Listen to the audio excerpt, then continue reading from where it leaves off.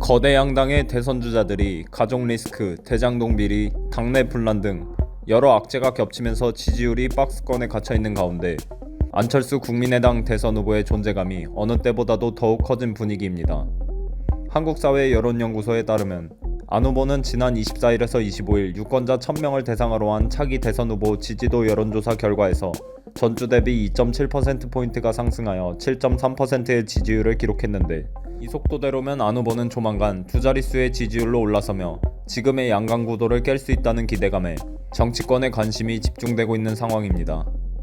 아울러 입소스가 지난 23일에서 24일 유권자 1004명을 대상으로 한 대선 후보 다자간 여론조사 결과에서도 안 후보는 8.4%의 지지율로 집계된 바 있는 만큼 상승세는 분명해 보입니다.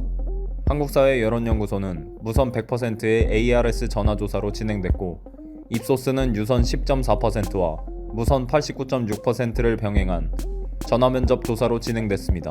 이 두 조사의 표본 오차는 95% 신뢰 수준에서 플러스 마이너스 3.1%포인트였고, 자세한 내용은 중앙선거 여론조사 심의위원회 홈페이지에서 확인하실 수 있습니다.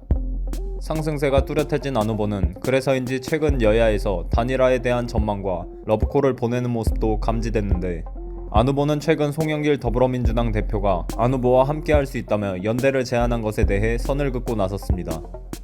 안 후보는 29일 국회에서 코로나19 재난대응 재원확보 기자회견 이후 기자들과 만난 자리에서 자신에게 연대 제안을 했던 민주당 송 대표를 향해 이미 여러 번 밝혔지만 헛된 꿈 꾸지 마시라고 잘라 말했습니다. 아울러 국민의힘 이준석 대표가 단일화 과정이 아름다워야 한다고 언급한 것에 대해서도 저는 단일화에 대해 어떤 고려도 없다고 이미 말씀드렸다고 거듭 거절 의사를 표명했습니다. 더욱이 그는 최근 여론조사에서 지지율이 큰 폭으로 오른 것과 관련해 지역 간담회를 보면 거대 양당 후보분들의 도덕적 문제, 후보 가족들이나 친척들의 여러가지 도덕적 문제, 후보의 자질, 능력에 관한 의구심을 말하는 분들이 많다면서 시민분들은 아무도 찍고 싶지 않다, 이번 투표 포기했다는 분들도 있더라고 덧붙이기도 했습니다.